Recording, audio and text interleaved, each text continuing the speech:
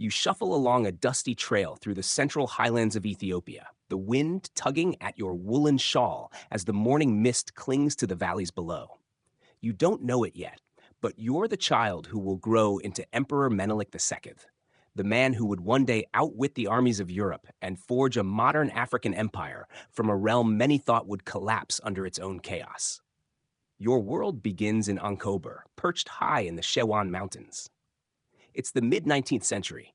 Ethiopia is a patchwork of kingdoms, warlords, and shifting allegiances.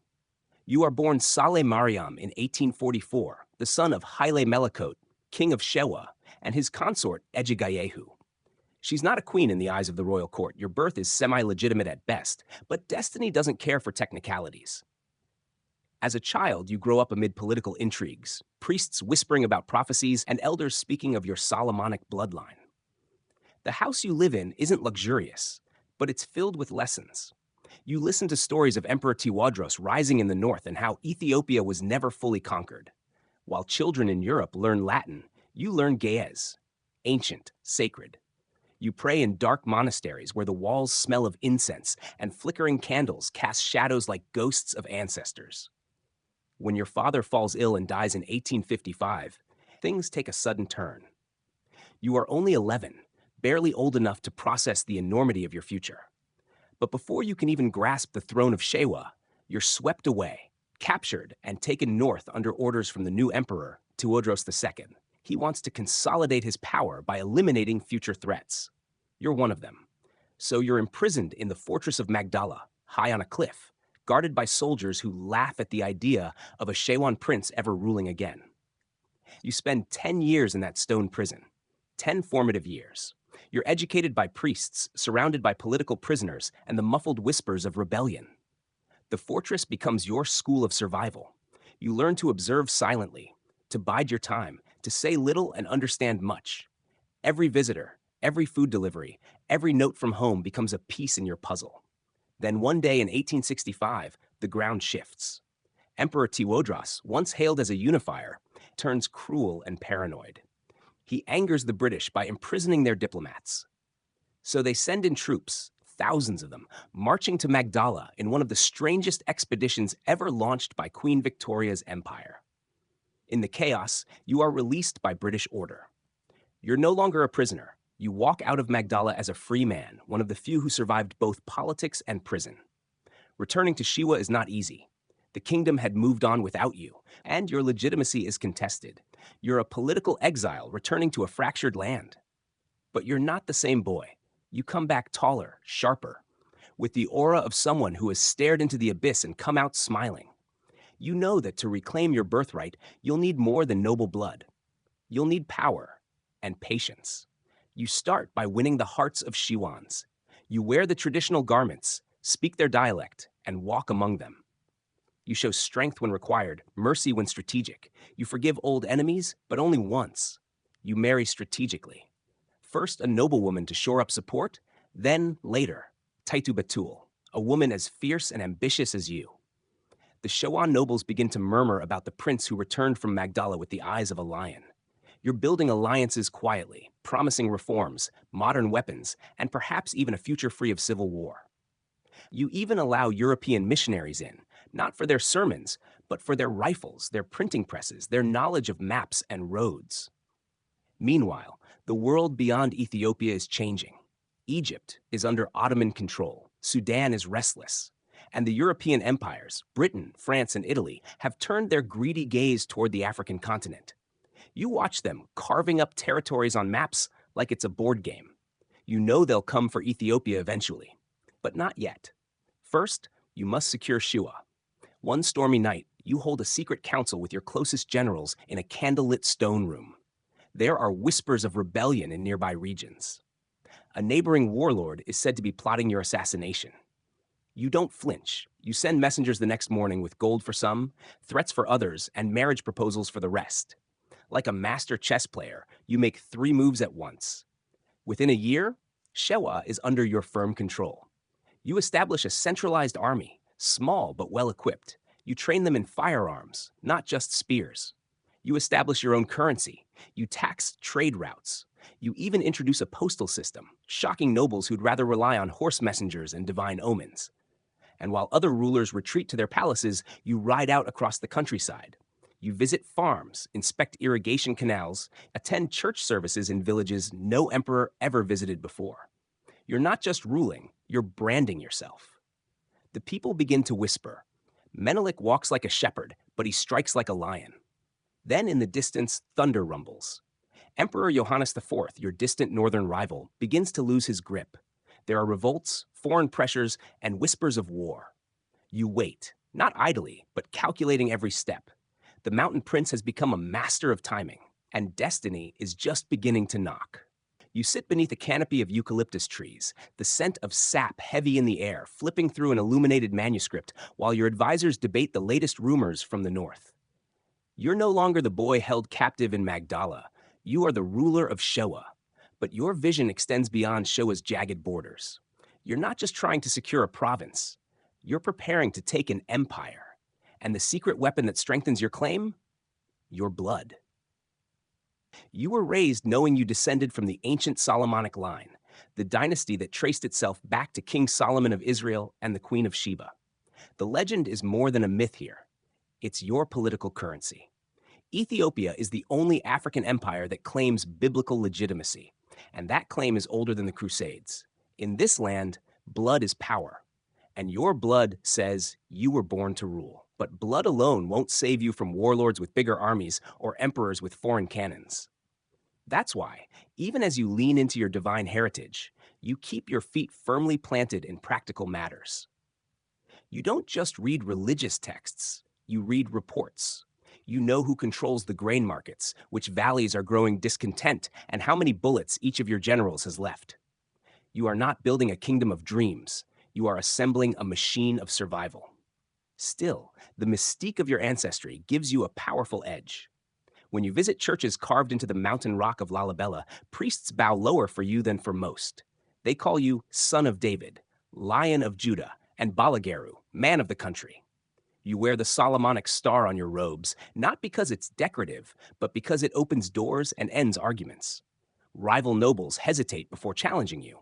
After all, to oppose you might be to oppose God's will. You travel often, sometimes disguised, sometimes announced by 100 horsemen. In a village tucked between two cliffs, a woman offers you water from a horn and touches your hand. Our fathers told us you would come, she whispers. You nod. You let such stories spread. Every tale, every miracle attributed to you is a stitch in the fabric of your legend. One day soon, that legend will be large enough to cloak an empire. But for now, you play a balancing game. Emperor Johannes IV rules from the north. His court in Tigray is older, more established, and suspicious of your growing popularity. You attend his coronation in 1872 not just to show respect, but to read the room. Johannes eyes you warily. He knows what you are. He calls you his younger brother, but there's tension in every syllable. You smile, bow, and kneel, but inside, you're already planning your ascent. Over the next few years, you prove both loyal and ambitious. When the Egyptian army, backed by British advisors, marches southward in 1875 to invade Ethiopian territory, Johannes leads the counteroffensive, but you send troops to help. It's a masterstroke. You let him bleed while earning his gratitude. The Egyptian force is crushed in battle, and you return to Shua with your soldiers intact and your honor intact. Meanwhile, the emperor gets older, warier, and more isolated. You also marry well. Your wife, Taitu Batul, is no quiet consort. She comes from an old aristocratic family in the north, and she brings with her not just land, but influence. She's politically savvy, sharp-tongued, and fearless. Together, you become a team that Ethiopian history will never forget. Taitu attends councils. She challenges generals. She runs court politics while you're out in the field. Some whisper that she's the true strategist behind your rise, but they misunderstand. You are the lion. She is the hawk flying above. Your reign in Shewa becomes a model for other provinces. You construct roads. You trade ivory, gold, and coffee. You invite foreign envoys from France and Russia, then pit them against each other for better deals. You watch the Europeans argue over railway concessions while you sip honey wine, knowing that every treaty they sign strengthens your position at court. Let them think they are outsmarting you. It only makes it easier when you outsmart them in return. And while the Europeans squabble and Johannes grows old, you build. You commission gunpowder mills. You import German-made artillery. You train your soldiers in Roman-style formations. You learn from everyone. Muslim traders from Harar, Jesuit priests from Rome, engineers from India. You don't care about creeds. You care about results. One day, your chief of intelligence enters your war room with a smirk. The Italians think you are a simple king of hills, he says. They believe you will sign anything if it comes on parchment with gold trim. You smile quietly. Let them believe it. The time for signatures and ink will come, but it will be on your terms. Still, all of this would crumble without one key ingredient: faith. You hold mass with your soldiers before campaigns. You walk barefoot during the Mescal festival to show humility. You fast, pray, and give to the poor. But behind that pious image is a sharp understanding of what religion is: a weapon, just like a sword. Ethiopia is a devout land, and you are building your image not just as king, but as chosen. Chosen to unite the tribes, chosen to push back invaders, chosen to carry Solomon's flame through modern storms. Then word comes in from the Red Sea coast: strange movements, diplomats in disguise, Italian ships docking in the port of Massawa. Emperor Johannes brushes it off. He believes Europe will deal with him alone. You know better. And in a moonlit moment alone, gazing out over the valleys from your stone balcony, you whisper something only the stars hear. They think I'm just a mountain king. Let them. The mountain watches, and then it moves. You ride at the front of your column, boots caked in dust, as your standard flutters behind you, a golden cross stitched over the Lion of Judah. The wind carries songs of warriors from Showa, Tigray, Gojam, and beyond. But don't let the unity fool you. This is a country of broken mirrors. Ethiopia, for all its ancient pride and royal bloodlines, is fracturing. Everywhere you go, you feel it. In the tense silences between generals, the half-truths of regional nobles, the weight of a 1,000-year-old empire hanging by a thread. The people are proud, but exhausted, tired of endless wars between provinces, raids from borderlands, and rulers who promise peace but deliver only more tribute. Ethiopia is not one nation. It is many fiefdoms, tribes, and faiths barely tied together by shared history and shared enemies. And at the center of this chaos stands Emperor Johannes IV, fierce and loyal to the cross, but stretched thin. His northern stronghold in Tigray is under siege from internal rebellions, from the Mahdist fanatics sweeping in from Sudan, and from whispers of your growing power in Shua. You know Johannes is watching you. He respects you, fears you, and suspects you. So you walk a dangerous tightrope, offering him aid when his enemies advance, but never too much and never for free. You fight in his name when it suits you, and in your own when it matters most. In 1881, rebellion breaks out in the Muslim kingdom of Wallo.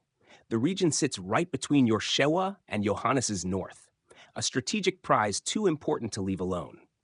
Johannes marches to crush the revolt, and you are expected to support him. You do, but on your own terms. Your troops fight bravely, but only under Shewan command. You distribute food and medical aid directly to the villagers. The people of Wallo begin to whisper, "This Menelik fights with hands and heart, not like the others." By the time the flames of rebellion cool, you've won something far more valuable than land. You've won trust. The people there begin to look to you as protector, not conqueror. And that is far more dangerous to Johannes than any army. Still, you're not done. Far to the east, the walled city of Harar stands proud, a Muslim stronghold and a legendary center of learning and trade. For decades, it has resisted Christian rule. But now, with threats from European powers and internal instability, Harar is vulnerable. And you want it. In 1887, you march with thousands of troops across the Rift Valley. Your destination, the gates of Harar. The emir of Harar prepares his defenses. You send messengers, letters, offers of vassalage, but they are refused. He thinks you will turn back, but you don't. The Battle of Shalenko is short and brutal. The emir's forces are overwhelmed. Your army enters the city, cautiously, respectfully. You forbid looting. You visit the mosques. You meet with Harari elders and assure them their culture will be preserved, their people protected. You even keep many of the emir's administrators in place, blending continuity with your authority. The message to the empire is clear. Menelik does not just conquer, he governs. And as your influence grows, You begin drawing nobles and generals to your side, not with threats, but with vision. You promise a new Ethiopia, not a shattered shell of feuding provinces, but a true empire, modern, unified, respected abroad. You speak of railroads, of coinage, of schooling for both monks and merchants. You dream out loud, and the people listen. But Johannes hears the echoes too, and he is not pleased. Then the Mahdist warlords from Sudan strike again, and this time, they don't just raid. They invade with fire and fury. They capture Gondar, desecrate churches, and threaten to punch into the heart of the empire. Johannes, old but unbroken, mounts one last campaign to drive them back. In 1889, near the Sudanese border at Metema, his army clashes with the Mahdists in a battle of faith and survival. You wait tensely in Shiwa, your scouts feeding you reports from the north. When the news arrives, it comes like a knife. Johannes is dead, killed by a sniper's bullet in the chaos of battle. His head is taken by the Mahdists as a trophy. With the emperor's death, a vacuum opens. A dangerous, wide vacuum, and you step into it, but not with brute force. No, you move like mist over water. You gather the northern nobles, you send riders to the provinces. You call councils, broker deals, promise marriages, forgive rivals. You offer peace to some and pressure to others. Taitu helps organize elite banquets for key warlords. Your scribes write declarations praising unity and divine purpose. You speak of Ethiopia's survival, how it cannot withstand European vultures if divided. You wrap your ambition in patriotism, and one by one, the lords agree. You are crowned Negusa Nagast, King of Kings, Emperor Menelik II of Ethiopia. The crown is heavy, but your shoulders are ready. You don't shout your victory. You simply raise your eyes to the horizon and say, now we must build a country they cannot break. But in the distance, across the Red Sea, a new flag begins to rise. The Italians are coming, and they think you're just another tribal king to be fooled, bought, or crushed. They have no idea what you've become. Your horse kicks up clouds of golden dust as you descend from the Shawan highlands toward the plains, where your banner now flies not just over your home province, but across an empire. You are no longer a regional ruler clawing for recognition. You are the Emperor of Ethiopia. And you didn't inherit this title. You took it piece by piece from the broken hands of rivals, rebels, and the dead. But with the crown comes 1,000 problems. Every noble has a grudge. Every province thinks it deserves more autonomy. Every priest has a prophecy. The empire you now rule stretches from the rugged Tigray mountains in the north to the dry lowlands near Somalilands in the southeast. But its cohesion is still fragile.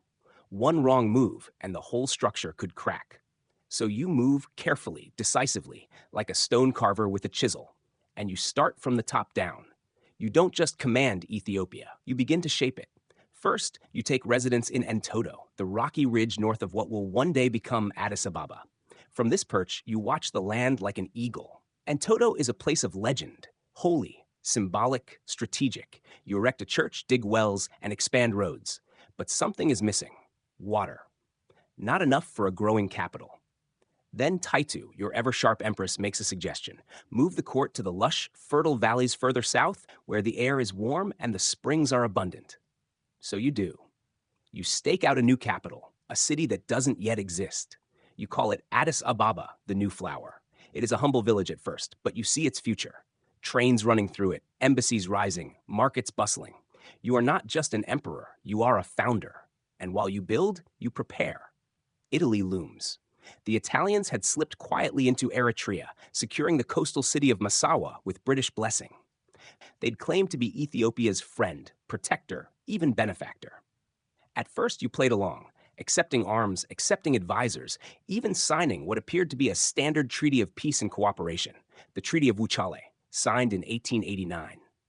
You remember the scene. Silk robes, ceremonial daggers, translators speaking through layers of dialects, Italian diplomats smiling like foxes. The Amharic version of the treaty said you may consult Italy in foreign affairs if you wish. But the Italian version, the one they sent back to Europe, said you must. It claimed Ethiopia was now an Italian protectorate. A protectorate? You read it again. Your hands tremble, not with fear, but fury. They thought they had tricked you, that you were another African ruler dazzled by gold lace and smooth words, that you would bow before European power like so many others already had. They couldn't have misjudged you more. You gather your scribes. You summon priests, generals, and advisors. You prepare a response not just with words, but with steel. And as the world watches silently, wondering what you'll do, you make your choice. You will not submit, but you will not act yet. Not until you're ready. You begin laying the foundations of war while keeping a face of calm diplomacy. You recall all foreign envoys. You send secret missions to France and Russia, explaining Italy's deception and securing moral support. You order the expansion of your armories. You accelerate the training of your troops. The empire's tax caravans begin to haul not just gold, but saltpeter and iron. Meanwhile, the Italians celebrate in Rome, believing you're in their pocket. Italian newspapers print maps showing Ethiopia under colonial protection. They speak of railways, coffee plantations, and Christianizing the highlands, as if you are already defeated. Let them dream. Inside Ethiopia, you face pressures on every side. Some northern nobles still resist your authority. Muslim sheikhs from the east demand autonomy. The Oromo question your rule. Even within your own ranks, there are whispers that standing against Europe might bring ruin. So you ride, from province to province. You don't sit on a throne and issue decrees. You go out there, in armor, on horseback, under sun and rain. You speak to peasants in their own languages. You visit monasteries on foot. You hold open court beneath sycamore trees. You remind them all, Ethiopia is ancient. Ethiopia is sovereign, and no white flag shall fly here. Taitu, too, plays her role. She writes letters to noblewomen, to abbots, to generals' wives. She hosts feasts in Addis Ababa to rally the elite. She sends emissaries to rally the women's militias. While European queens wear corsets and pearls, your queen plans military logistics and oversees intelligence networks. One evening, she hands you a report, 2 pages, handwritten with a wax seal. It's from the frontier. The Italians are digging in. They're building forts beyond Eritrea, pushing deeper into Tigrayan territory. They claim these lands under the false authority of their twisted treaty. Your blood burns. This is no longer about law or diplomacy. It's about dignity. But war is still not yet. You need to be fully ready. You form a military council with your most trusted commanders, Ras Alula, Ras Mikhail, Ras Makanin, father of the future Emperor Haile Selassie. Each commands a region. Each brings thousands of warriors, armed with muskets, swords, and iron wills. In the center of your war planning hall hangs a hand-drawn map of northern Ethiopia. It's crisscrossed with ink, blue for water routes, red for roads, black for enemy positions. Around it, the room buzzes, whispers of strategy, muttered prayers, fingers tracing passes through the Simeon Mountains. Then, one night, the final line is crossed. Italian troops engage with Tigrayan scouts. Shots are fired. Blood is spilled. They have invaded, officially, under the banner of empire. You rise from your council table. You don't scream. You don't curse. You simply say, "Now we make them remember." You issue a proclamation. The God of our ancestors walks with us. Every hill shall be our shield. Every valley our trap. Let no man retreat, for our nation retreats for no one. The war is no longer a possibility. It is here. The moonlight glimmers on the jagged peaks of Adwa as you crouch near a rocky ledge, studying the Italian movement through a spyglass. Down in the valley, their columns slither like silver snakes. Thousands of troops, artillery in tow, stretched across unfamiliar terrain. They think they are advancing under cover of night, but you've been waiting for this exact moment. It's the early hours of March 1st, 1896. Everything you've built, every alliance, every rifle shipment, every mile walked among your people, has led to this day. The Battle of Adwa isn't a surprise. You made sure of that. You've leaked just enough misinformation to coax Baratieri into making the worst decision of his life. His supplies are low. His troops are exhausted. He fears being recalled to Rome in disgrace if he doesn't act now. So he marches forward, hoping to strike you before your full force assembles. But you're already here, and your army is not scattered. It's waiting in position, dug into ridges, nestled behind rocks, hidden in dry riverbeds. As the sun crests the horizon, drums begin to thump, horns blare, priests raise their processional crosses to the sky and chant prayers as your troops rise from the shadows. The valleys of Adwa awaken, not with birdsong, but with the roar of Ethiopia. Your left flank is led by Ras Alula, the legendary Tigrayan general. Hardened, fearless, brilliant. He commands tens of thousands, and he knows this terrain like the lines on his palm. Ras Mikhail takes the right, his Oromo cavalry riding like thunder.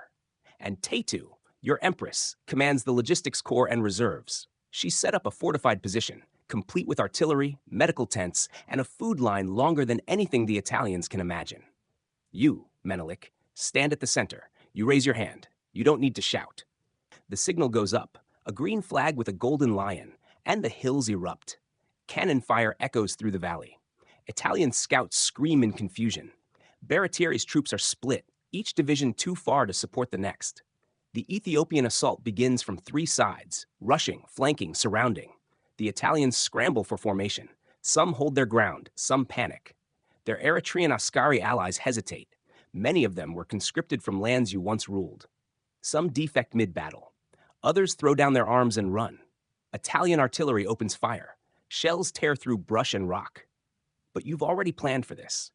Your troops shift, using the terrain to shield their movements. While the Italians waste ammo on empty ridges, your riflemen close the gap. They fire in waves, using captured European rifles and French Hotchkiss guns purchased years before. Every volley pushes the Italians back, closer to the trap. Baratieri sends messages for reinforcements, but the messengers never arrive. The terrain swallows them. By mid-morning, the Italian center collapses. Your warriors descend like a flood. Screams of commands in Amharic, Oromo, Tigrinya, and Gurag fill the air. Some Ethiopians fight with bayonets, others with curved swords, but all fight with a ferocity born of love for their land and a refusal to be ruled. On the Italian left, soldiers try to retreat through a narrow pass, only to be cut down by Ras Mikhail's cavalry, who ride out from behind a ridge like ghosts. By noon, the Italian army is in disarray. Baratieri flees, and you do not pursue like a conqueror. You stop, you call off the slaughter. You order your soldiers to spare prisoners, to take the wounded. You treat captured officers with dignity. Not because you need to, but because you're not them. You're not a colonizer. You're the emperor of a free people, and this is your land. When the dust settles, the numbers speak louder than any victory speech. Over 6,000 Italian soldiers are dead or wounded. Thousands more are captured. 4 generals lie among the dead. Italy has lost more men in one morning than in entire campaigns elsewhere in Africa. And you, Menelik, you haven't just won a battle. You've shattered the myth. Across Europe, the news explodes like a bomb. Ethiopia defeats Italy. Negro king humiliates empire. Black men triumph in the highlands. In Paris, crowds cheer you. In Moscow, the Orthodox Church sings your name. In Rome, the government collapses in disgrace. Riots break out. The public demands answers. But in Ethiopia, no one is surprised. They always knew you would win, because they saw you fight not for glory, not for expansion, but for dignity, for independence. For the right to stand on your own land and decide your own future. You ride through the battlefield that evening, the air heavy with smoke and prayers. Taitu walks beside you. She's dressed in white, a pistol at her hip, her eyes scanning the wounded, ensuring everyone is fed and cared for. You don't celebrate. You reflect. You say a prayer. You order the bodies buried with respect, Italian and Ethiopian alike. Then you ride on, to secure peace, to write the treaty on your terms, to build a future no empire can claim, because the war is over, but the empire you're building is just beginning. You sit tall on your saddle as your horse clops through the narrow mountain pass, the cheers of your soldiers echoing behind you, still fresh from the victory at Adwa. But there's no time to bask in glory. Not yet. Victory is only half the war. Now you must win the peace. The Italian army lies broken, their ambitions shattered beneath Ethiopia's highlands. But they're not gone. Their forts still stand in Eritrea. Their government back in Rome is humiliated, but not destroyed. And Europe is watching you now with new eyes, some with awe, others with resentment. You hold all the leverage, and you know it. That's why you move quickly and decisively before anyone has a chance to twist the narrative. You call for a diplomatic delegation, not to beg for terms, but to dictate them. You send messengers to Italy with a message made clear. Ethiopia will not kneel. You will recognize our sovereignty, or the war continues. And next time, we won't stop at Adwa. Rome scrambles to respond. Italy's prime minister is forced to resign. Protests erupt across the country. And at last, the Italian government does something no European empire has done to an African ruler in modern times. They recognize your terms. On October 26, 1896, the Treaty of Addis Ababa is signed. Italy renounces all claims to Ethiopia as a protectorate. The fraudulent clause in the Treaty of Wuchal is voided. You win full international recognition as the sovereign ruler of an independent Ethiopia. Let that sink in. While the rest of Africa is being partitioned like a carcass between Europe's hungry jaws, you've not only avoided colonization, you've turned the tables. Ethiopia is now the only African country, other than Liberia, recognized worldwide as truly independent. But unlike Liberia, your country was never created by foreign hands. It was carved by your own. The reaction across the continent is electric. In Sudan, rebels whisper your name in tents by firelight. In West Africa, tribal chiefs pass stories of the Ethiopian king who defeated the whites. Even in the African American communities of the United States, newspapers print your image with admiration. You've become a symbol of Black sovereignty, of African strength, of resistance. But again, you don't stop. You understand that peace without progress is temporary. You need to modernize or be swallowed eventually by powers more patient than the Italians. So you turn inward to transform your empire. First, you build infrastructure. Roads stretch across the highlands, connecting provinces once isolated by mountains. Bridges cross rivers that once marked boundaries of tribal zones. You commission engineers to construct the first telegraph lines from Addis Ababa to the outer regions, allowing you to send messages in minutes instead of days. Then, you tackle the army. The victory at Adwa showed the world what Ethiopia can do, but it also revealed weaknesses. You increase military training. You hire European and Russian advisors, not to command, but to instruct. You establish munitions factories near Addis, reducing dependence on foreign arms. You also look westward to France, Britain, and even America.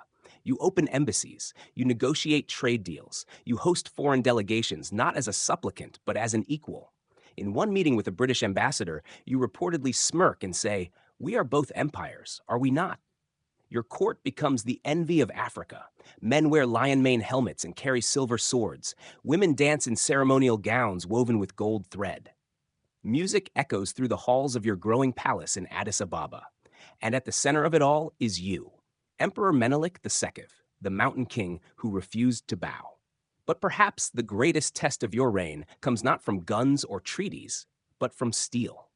You dream of a railroad, one that stretches from Addis Ababa to Djibouti, linking your highland capital to the sea. It would be the first of its kind in East Africa, a lifeline of trade and military movement. A project of national pride. You secure funding from the French. You negotiate rights through Muslim territories. You bring in engineers, surveyors, masons. The work is slow, dangerous, expensive, but it begins. The tracks snake their way through the lowlands like a promise written in iron. Your critics say you're inviting too many foreigners. That modernity will weaken Ethiopia's soul, but you silence them with results. You build schools, both religious and secular. You open hospitals, some run by French doctors, others by Ethiopians you've personally sent abroad to study.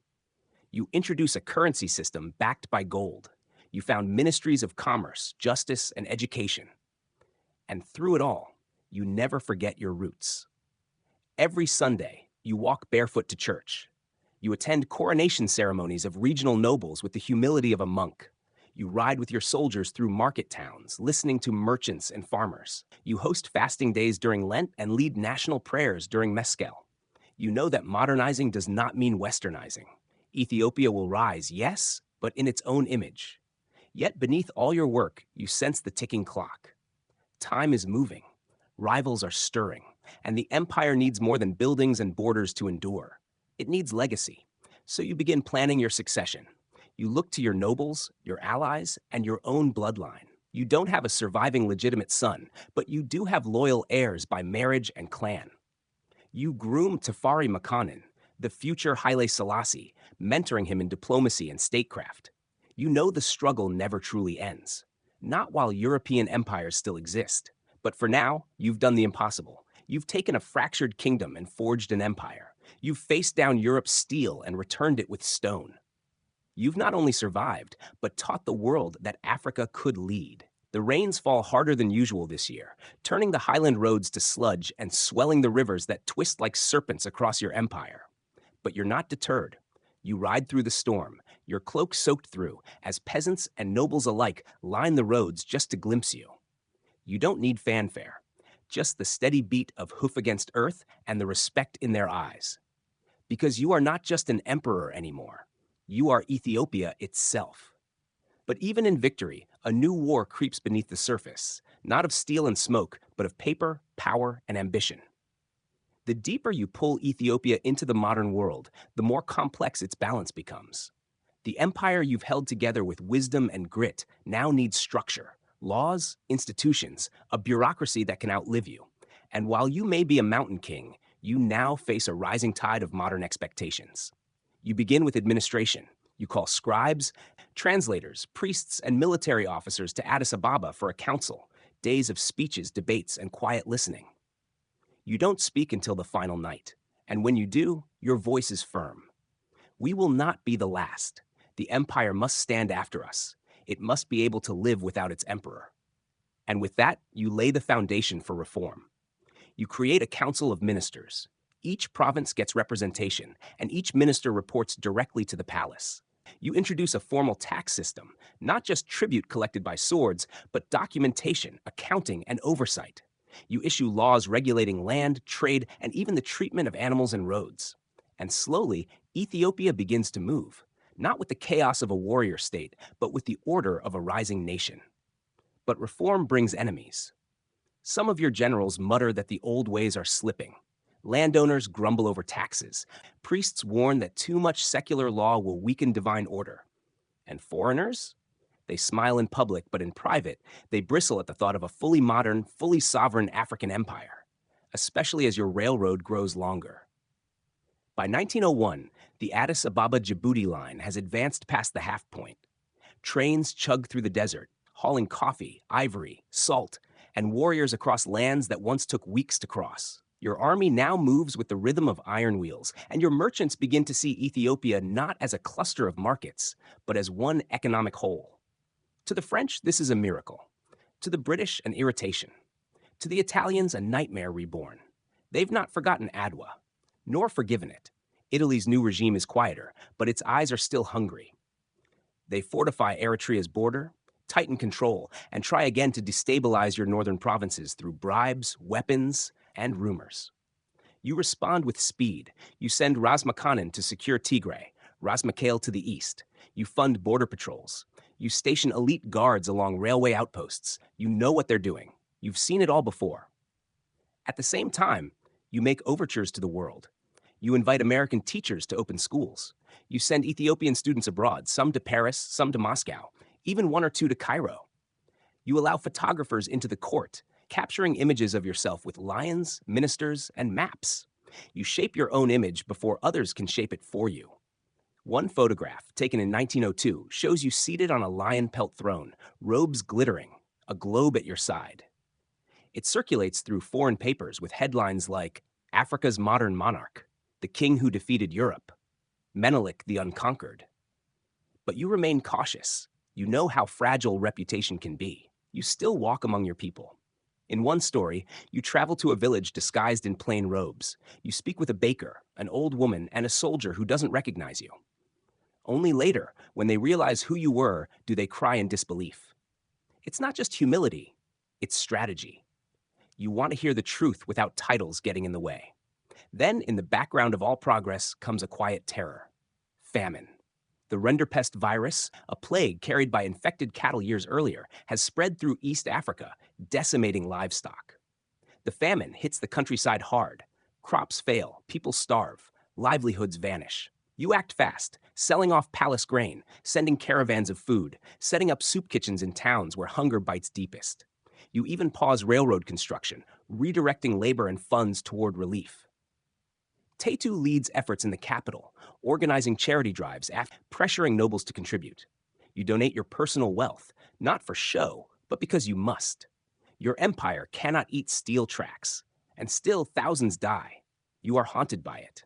You ride through village after village and see eyes hollowed by hunger, mothers clutching thin children, churches echoing with funeral chants. You bow your head at each one, and you swear never again. When the rains return, so does growth. But the scars remain, so you act again. You create granaries. You enforce agricultural reforms. You diversify crops across provinces to reduce dependency. You fund irrigation projects. You don't want just to recover, you want to prevent. Because by now you've learned, the true empire isn't built in war. It's built in protection, in peace, in justice. And justice brings you back to something you've long delayed: succession. You gather your council again. You name your successor in ceremony, designating Liege Iyasu, the grandson of Ras Mikhail, as your heir. A boy of great energy, but surrounded by controversy. You hope time will temper him, that mentorship from elders will shape him into a wise ruler. You're not blind to the risks, but for now, it's the best option. You need continuity, a line, a thread. Still, you don't relinquish control. You continue to rule, to plan, to sign every decree by hand. Because this empire, your empire, still isn't finished. Not yet. You rise before dawn now, more often than not. The air in Addis Ababa is thinner, cooler. The birds still sing, but there's something softer about the mornings, quieter. Your steps are slower, your hand trembles slightly when lifting a pen, but your mind, sharp as ever.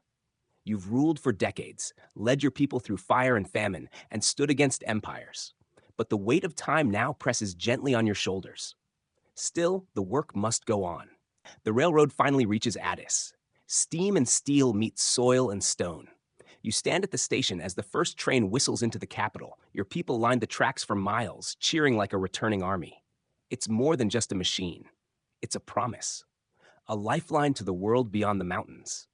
Merchants from Harar and Gondar now ride in hours what once took weeks.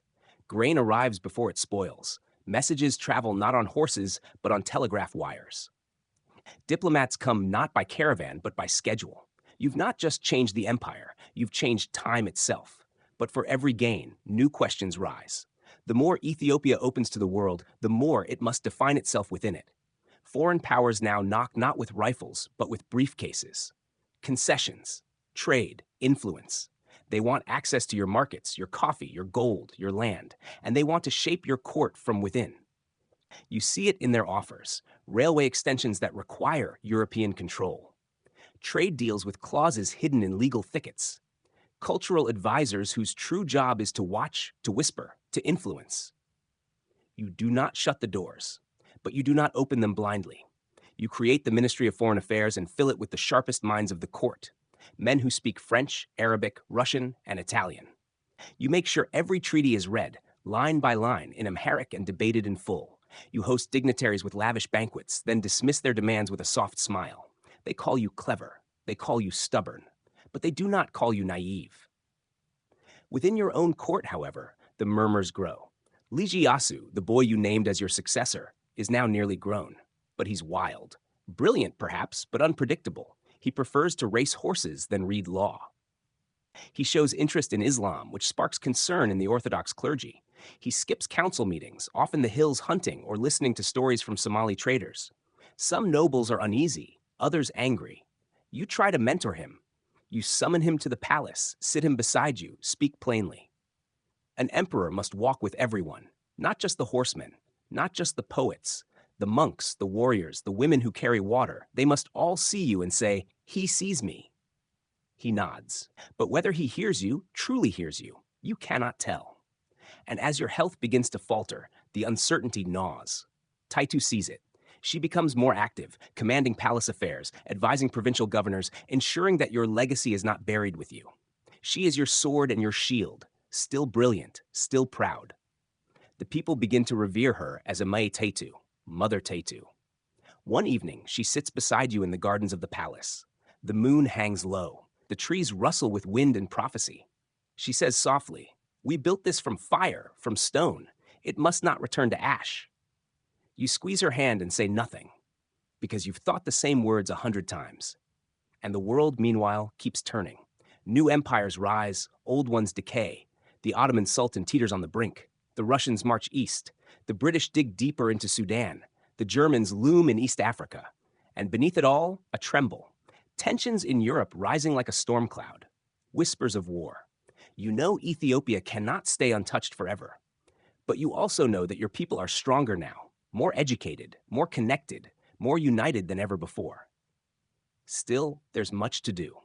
You approve a national census project aiming to better understand your population.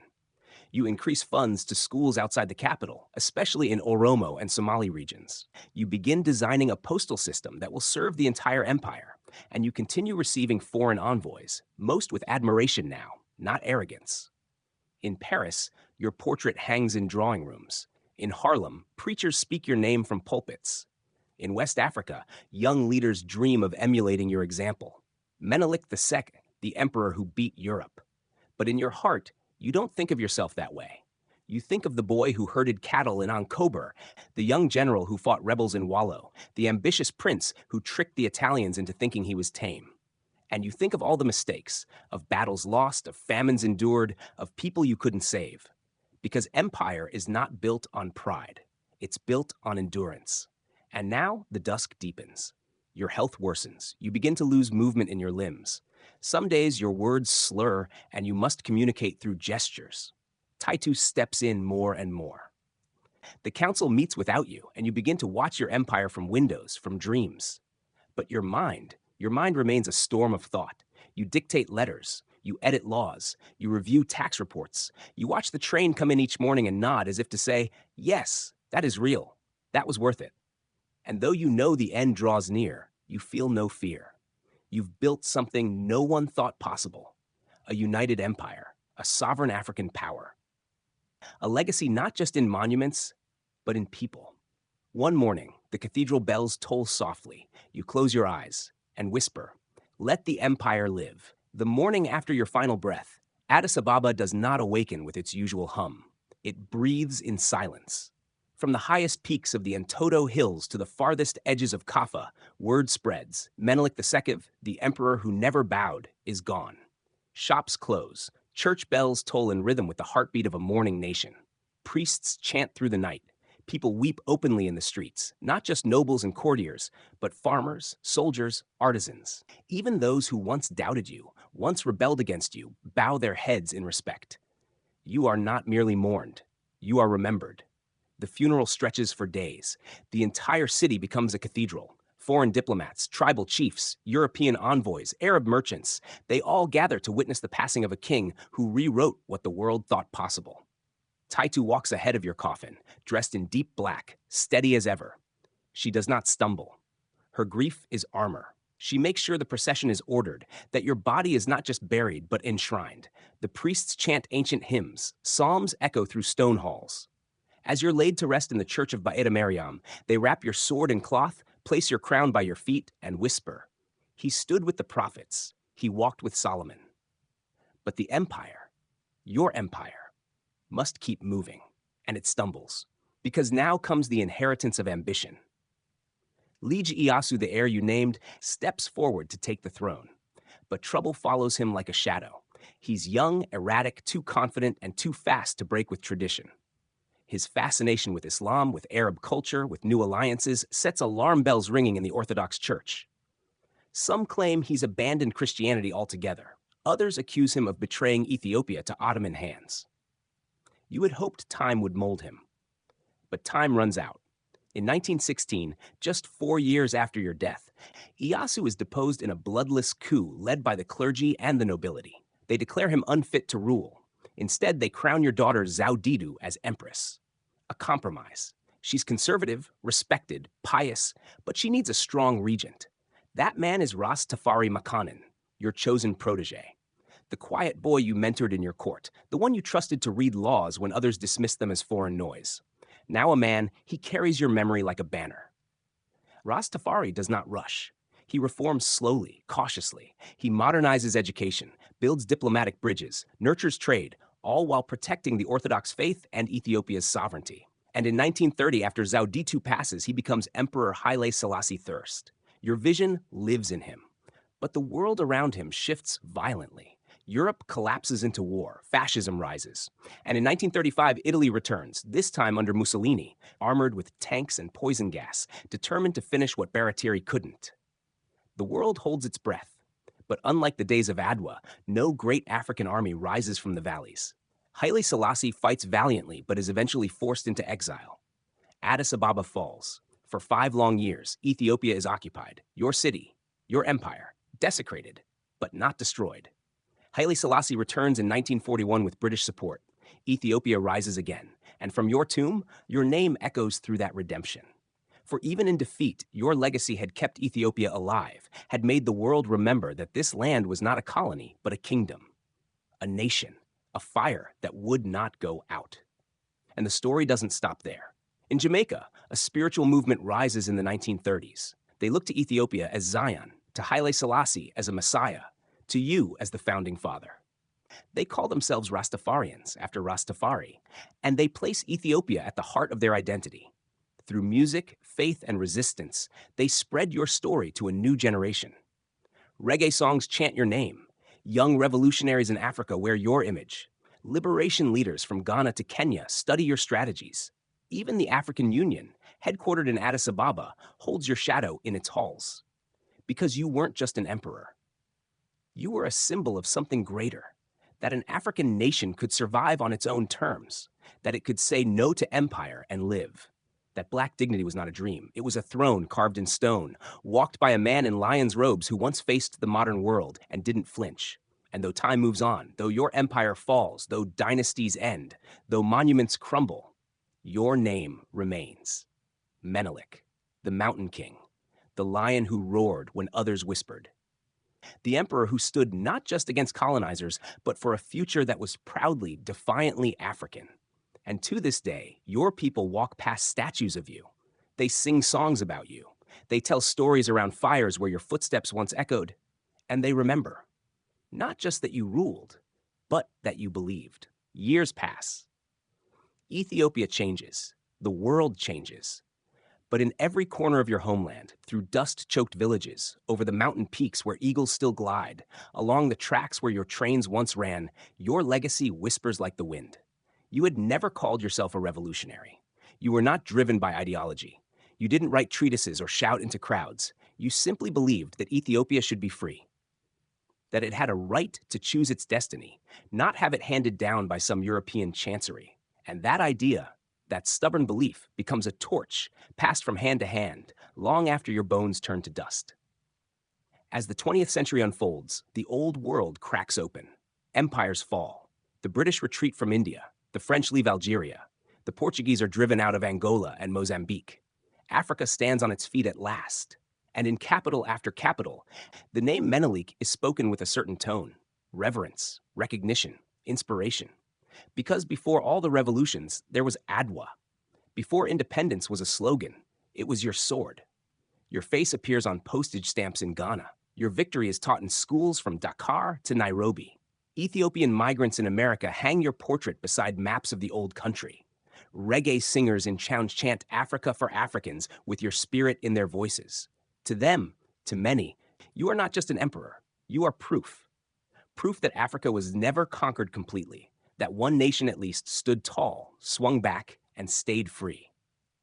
But back in Ethiopia, history is not still. Haile Selassie, your heir in spirit if not in blood, rules for decades. He tries to maintain the balance, honor the past, while shaping the modern world. He abolishes slavery. He promotes education. He speaks at the United Nations, dressed in traditional robes, addressing a world that once tried to erase his people. He says, "Until the philosophy which holds one race superior and another inferior is finally and permanently discredited and abandoned, the dream of lasting peace will remain but a fleeting illusion." And the crowd listens. But like all empires, even his begins to crumble. In 1974, a revolution explodes. Students and soldiers, tired of monarchy and feudalism, rise up. Haile Selassie is overthrown. The Derg seizes power, a Marxist-Leninist junta determined to crush the past and rebuild from ash. They ban noble titles. They burn archives. They erase names, even yours. For a while, your statue in Addis Ababa is defaced. Your achievements are recast as tyranny. They say you were backward, that you delayed progress, that you were no different than the kings of Europe. But history has its own rhythm. As the Derg collapses in blood and famine, a new Ethiopia emerges from the fire, more democratic, more fractured, more questioning. And slowly, your name returns, because truth has gravity. And even your fiercest critics cannot deny Adwa. They cannot deny the railroad. They cannot deny that while the rest of Africa was shackled, you stood before cannon and said, "No, your story is retaught, restored, reimagined. You're not portrayed as flawless, and you shouldn't be. You ruled with force. You made hard choices. You demanded absolute loyalty. You fought rebels and punished dissent. You were a man of your time, and perhaps ahead of it. But you are remembered for what matters most, that you stood at the cliff's edge, facing down an empire, and did not flinch. That you built, not just defended. That your vision reached beyond war into schools, hospitals, roads, coins, law, and identity. Today, students in Addis write essays about you. Artists sketch you riding through mist-shrouded mountains. Your old railway station still stands, weathered by time but proud. And in Adwa, every March, thousands gather to remember, to march the ground where Africa first stood tall and said, "We are not yours to take." The world still turns. New empires rise, economic, digital, ideological. Colonialism has changed clothes but not disappeared. And yet, in all its forms, resistance finds a home in your story. You're quoted in protest speeches. Your tactics are studied in military schools. Your flag, the green, yellow, and red that once flew over your throne, becomes a symbol across Pan-African movements, waving over parades, marches, concerts, revolutions. You've become more than a man. You've become memory, and myth, and mirror. To some, you are a warlord who outmaneuvered Europe. To others, a reformer who planted seeds for the future. To all, you are the one who dared. And though you no longer walk the mountain roads of Shiwa or sit beneath the golden canopy of your throne, your footsteps still echo. Because the land remembers. And so do the people. The land remembers, yes, but now it speaks too. A new generation walks the roads you once paved, studies the laws you once dictated, and inherits the contradictions you once wrestled with. Young Ethiopians in jeans and t-shirts carry smartphones into lecture halls where your name is inked on the syllabus. Some admire you, others question you. Many do both, but none ignore you, because your legacy is stitched into the very fabric of their world. Look around. Addis Ababa, the city you founded, pulses with life. Its skyline is pierced by glass towers, but your name still echoes in its avenues. On Menelik VI Street, taxis honk past Orthodox churches where bells still toll. Hawkers sell bread from carts not far from where you once walked barefoot to worship. The lion statues remain. The flags remain. The pride remains. But the questions grow. Students ask about the cost of your centralization. Did unifying Ethiopia come at the expense of others' freedoms? Was the crown a symbol of unity or domination? Oromo historians revisit your campaigns. Tigrayan writers recount the battles you fought in their hills. Some praise your ambition. Others demand a deeper reckoning. And you'd welcome the debate. You understood that an empire ruled by silence was always teetering. You listened more than most gave you credit for. You walked among the people. You knew that leadership wasn't about being right. It was about being responsible. So even now, in this century of protest, of redefinition, of searching for truth beneath layers of myth, your memory holds power. Not because it's perfect, but because it endures.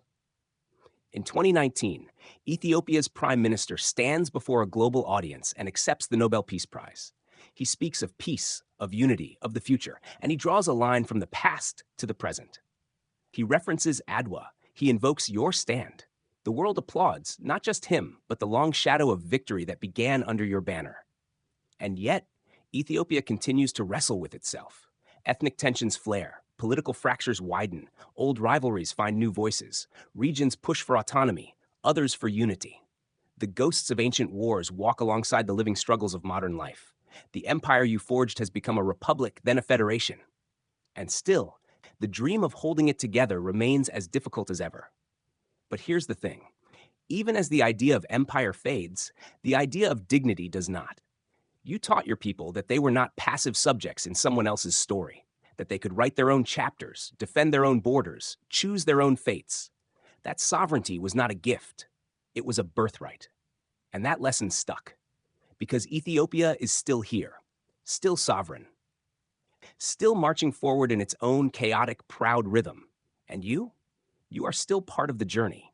Children study the map and see a nation never colonized. Elders sip buna and remember tales their grandparents told. Artists paint you not as a conqueror, but as a symbol of resilience. And even those who critique you admit, without Menelik II, Ethiopia would not be Ethiopia. You are carved in monuments, etched in banknotes, invoked in music. reimagined in film scripts and TikToks and textbooks alike. And perhaps that is the true victory. Not that you were never defeated, but that your story refuses to die. It adapts, evolves, inspires. Because in a world still shaped by who holds power and who does not, your life reminds us that history can bend, that empires can fall, that a man born in the shadow of mountains can outwit generals, outbuild rivals, and outlast time, that a king can say no and the world must listen. And so, in each new era, your footsteps are followed not in fear, but in fire. In every act of resistance, in every call for justice, in every anthem of pride, you are there, still riding, still roaring, still building. The railway line is rusted now in places, overtaken by wild grass and time, but it still runs more than a century after you laid its first steel. Trains now carry passengers with earbuds instead of rifles, but each journey along that track retraces the same dream, to connect a scattered people, to bring the edges of an empire into dialogue. And that, Menelik, was always your genius. You saw Ethiopia not just as a kingdom to rule, but as a story to bind together, written in stone and blood, faith and grit. You understood geography as destiny, the mountains as strongholds, the valleys as crossroads, the rivers as boundaries to be bridged. You used marriage as diplomacy, language as power, history as fuel. When others saw tribes, you saw nations. When Europe saw Africa as spoils, you saw it as sacred. And now those borders you helped define still hold, even as history tugs at them. Oromia, Tigray, Amhara, Somali, the names you once balanced in fragile unity now wrestle for space in the same house. Some call for division. Others dream of a deeper federalism. The old empire has morphed into a modern state, but the same questions remain. How do you keep the center from collapsing? How do you honor difference while insisting on unity? You don't answer these questions from the grave, but your example still challenges those who inherit your seat. Not through slogans, but through strategy. Because when it mattered, you didn't silence conflict, you managed it. You didn't erase cultures, you negotiated with them. You offered power sharing, feudal loyalty, and provincial autonomy when it was smart. You fought when you had to. You bent when it was wise. You were a lion, yes, but also a fox. That balance is still Ethiopia's greatest challenge and greatest hope. You knew that leadership meant listening, not the kind of listening that waits to speak, but the kind that changes your plans. In one story, you pause a royal procession to ask a farmer why his oxen look thinner this year. The farmer complains about taxes. You dismount, walk beside him, listen. The next month, you adjust the levies. Your ministers complain. You ignore them. Because you understood the source of your real power. It wasn't in your palace or your crown or even your battlefield victories. It was in your people's belief that you walked among them, not above them. That belief still echoes today, even when the gap between leaders and citizens feels impossibly wide. Young Ethiopians grow up hearing stories of emperors, of Adwa, of kings and queens who rode lions and fought giants. They walk past streets named Menelik and wonder if the man behind the myth still matters. And then they face a choice, a challenge. A moment when the world asks them who they are and whether they will bow. And suddenly, your story floods back like lightning in the sky. You stood tall. You outwitted colonizers. You built. You refused. And so they do too. Not by copying you, but by channeling your courage. A young woman studying law in Bahir Dar decides she won't leave the country like her cousins. She wants to build justice here, in Ethiopia. A boy in Dire Dawa plays football in a Menelik II jersey, not because he loves history, but because he loves what it represents. Pride, defiance, unity. A singer in Addis samples old chants and fuses them with electric beats, turning ancient glory into future fire. And in each act, your legacy shifts. Not static, not museum-bound, living. Still a tool. Still a mirror, still a weight in the hands of the people. But here's the twist. Your legacy doesn't belong to you anymore. It belongs to them, to the people who wake each morning beneath your sun, to the farmers and builders, the teachers and students, the rebels and reformers, to those who still believe that Ethiopia is more than lines on a map. It is will, it is identity, it is fight. So while you rest beneath the carved arches of Ba'eta Mariam, your footsteps move on in 1,000 directions, not just in Ethiopia, but across Africa, across the diaspora, in Harlem rallies, South African classrooms, Nairobi cafes, Jamaican dance halls, in every place where someone stands up and says, We are not what you say we are. We will define ourselves. Because once, in a mountain kingdom called Shewa, a man named Menelik said the same. The wind whips through the Untold hills as if carrying whispers from the past. Stories layered in the dust, etched in stone, echoed in the breath of every shepherd and soldier who's ever passed through. And in the center of it all, Addis Ababa still stands. Your chosen city, your beating heart, your empire's improbable capital. From here, you once saw the world change, and now the world changes again. Ethiopia enters the 21st century with one foot in tradition, the other in transformation. The palace where you once held court is now a museum. Tourists walk past your throne, marveling at the size, the symbols, the gravity. Students take notes. Cameras click. The imperial standard hangs like a silent echo above. But while the monarchy is gone, the debates you sparked are not. What is Ethiopian identity? What holds this diverse ancient land together? And who gets to decide? You wrestled with those questions in your own way, through military campaigns, royal marriages, language policy, roads and rails. You chose Amharic as the language of state, but you spoke Oromo with your generals. You elevated Orthodox Christianity while granting tolerance to Islam. You centralized power, but never erased the local. Now, these same tensions surge under a democratic flag. Multiple ethnic groups, each with their own language, customs, histories, some inherited from before your time, are asking to be heard in new ways. Federalism offers space, but not always peace. Elections promise hope, but not always unity. Violence flares, protests rise, the old wounds remain close to the surface. And in every struggle for justice or clarity or reconciliation, your legacy is part of the conversation. Some invoke your name to celebrate the unbreakable Ethiopian state. Others critique it, saying you laid the foundation for a system that favored some and marginalized others. And here's the thing, they're both right. Because you were a man of your era, and that era demanded strength, demanded unity at any cost, demanded decisions that would not satisfy all. But more importantly, you were a man of vision, and that vision was not static. You saw Ethiopia not as something frozen in the past, but something that had to be made new each day. So now, as new generations argue over flags and constitutions, statues and songs, they are doing what you did. They are shaping Ethiopia in real time. And your spirit walks with them, not as a ghost, but as a challenge. Can you defend sovereignty without denying difference? Can you modernize without forgetting who you are? Can you lead with strength and listen with humility? Your life, your victories, your empire, they are not a blueprint. They are a question mark hanging in the highland sky, waiting for answers only the living can give. And meanwhile, across the African continent, your name remains electric.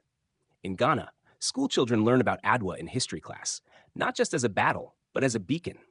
In Zimbabwe, murals show you astride your horse, sword raised against impossible odds. In Nigeria, poets write of black kings who refused to kneel. And in diaspora communities, from Washington to London, from Kingston to Johannesburg, your image is reprinted, remixed, and reborn. Menelik II, the emperor who turned the colonial tide. You've become more than history. You are part of the global African story, the one still being told in protest chants, hip-hop lyrics, community centers, and parliaments. And Ethiopia, the land you fought to unite, continues to stand tall in your shadow. Not unscarred, but unbroken. And maybe that's the true inheritance. Not a perfect state, not an empire without flaw, but a legacy of resilience. The idea that no matter how fractured, how fragile, how contested this land becomes, its people will not give up. Because once, not long ago, their emperor faced the greatest powers on earth and told them, "We are not your subjects. We are your equals." And he proved it. With wit, with will, with war, yes, but also with vision. With the courage to dream of a black kingdom that could rule itself, guide itself, and speak with its own voice on the world stage. So the next time someone asks what you left behind, Menelik, the answer is simple. You left behind a possibility. A living, complicated, majestic, imperfect, sovereign possibility. And it still endures. And so here we are, standing on the ridge where time meets memory. Ethiopia, the empire you raised from ambition and steel, still breathes. Not as the realm of a single ruler, not as the old imperial court of opulent robes and court rituals, but as a nation shaped by resistance, identity, and the ever-burning desire to stay free. In that sense, Menelik, your dream remains more alive than ever. The palace walls may no longer echo with royal decrees, but outside them, democracy stirs. Not perfect, not clean, but real. Your people vote, protest, organize. They challenge leaders. They publish poems. They build apps in 3 languages. The center is no longer you, but the center still holds. Because you taught them how to hold it. You taught them how to build from stone, how to fight without surrender, how to weave ancient roots into new roads. And just as you reached for the railways to pull Ethiopia into modernity, today your successors reach for fiber optic cables, for solar panels, for satellite signals. They carry the torch forward, not in your image, but in your spirit. In the valleys of Tembian and the markets of Jimma, your name is still spoken, in hushed tones, in songs, in debates, and in Adwa, always in Adwa. Your story is lived each March as thousands gather to walk the hills, to stand on the ground where you turned the tide. Young men in military uniforms march with pride. Young women in white shawls sing praises of ancestors. Old warriors sit beneath umbrellas and nod, remembering what your victory bought for them, for all of us. In those hills, Menelik, time folds. It is 1896 again, and you ride out in gold and green. Not to conquer, but to protect. Not for glory, but for dignity. Because that's what your life always was, a defense of dignity. You didn't fight just to win, you fought to matter. To show a world drunk on imperial arrogance that an African kingdom would not be property, would not be drawn in red ink on some European map, would not be explained by foreign mouths. You fought for the right to explain yourselves. And in doing so, you rewrote the global script. The Berlin Conference may have sliced Africa into pieces, but Adwa gave the continent a scar that bled pride. It said, "We are not finished. We are not yours. We will not vanish into your narratives." That lesson, the idea that black sovereignty is not theory but fact, became one of the great political earthquakes of the modern world. You caused that quake, and now its aftershocks are still reshaping the world. Across Africa, statues fall, but yours stand. Across continents, old kings are forgotten, but your name is still sung. And among your people, your memory isn't just ceremonial, it's practical. They quote you in courtrooms, they invoke you in rallies, they invoke you when they need courage. And sometimes, when things fall apart, when Ethiopia seems on the brink, your image reappears. Not as a solution, but as a question. What would Menelik do? Would he unite? Would he reform? Would he defend? Would he listen? That question, in the end, may be your greatest legacy. You didn't leave your people answers. You left them a compass. And now they must walk the path. But they do so knowing that once, just once, a man born of mountain winds, baptized in politics and battle, stepped forward and refused the chains of history. And won. Waiting for finish the script.